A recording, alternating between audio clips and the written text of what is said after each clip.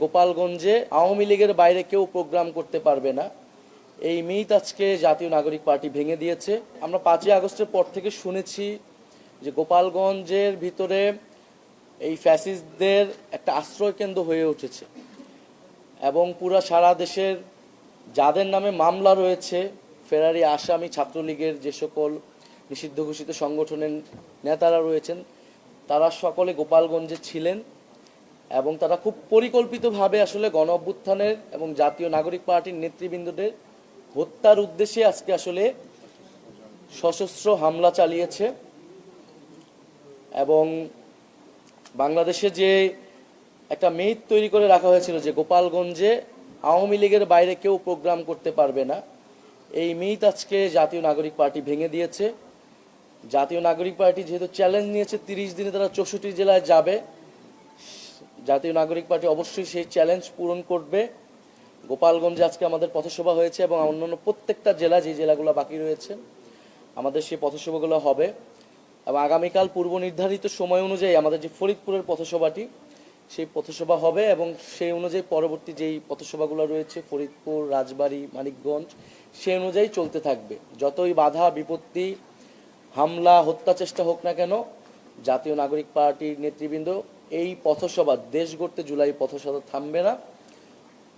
এবং আমাদের যেই আজকে যে দুইটি স্থগিত হলো মাদারীপুর এবং শরীয়তপুর, সেটা আমরা পরবর্তীতে কাভার করে নিব এই পথসভার মধ্যেই।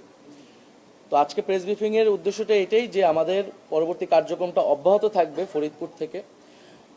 আর আজকে সারা দেশে এই হামলার এবং হত্যার চেষ্টার বিরুদ্ধে প্রতিবাদ জানিয়েছেন ফ্যাসিবাদ বিরোধী বিভিন্ন ছাত্র সংগঠন এবং রাজনৈতিক দলগুলো। আমরা জাতীয় নাগরিক পার্টির পক্ষ থেকে তাদেরকে আন্তরিকভাবে ধন্যবাদ এবং কৃতজ্ঞতা জানাই। জাতীয় নাগরিক পার্টির নেতৃবৃন্দ সারা দেশে এবং বিপ্লবী ছাত্ররাও সারা দেশে বিভিন্ন জায়গায় প্রতিবাদ জানিয়েছে, তাদেরকে আমরা ধন্যবাদ এবং কৃতজ্ঞতা জানাই। এবং গোপালগঞ্জের হামলায় কিন্তু সাংবাদিকরাও আহত হয়েছে, তো সেই বিষয়েও আমাদের সমবেদনা রয়েছে। এবং জাতীয় নাগরিক পার্টি আগামীকাল সারা দেশে বিক্ষোভ কর্মসূচি পালন করবে এই সশস্ত্র হামলার প্রতিবাদে। এবং আমরা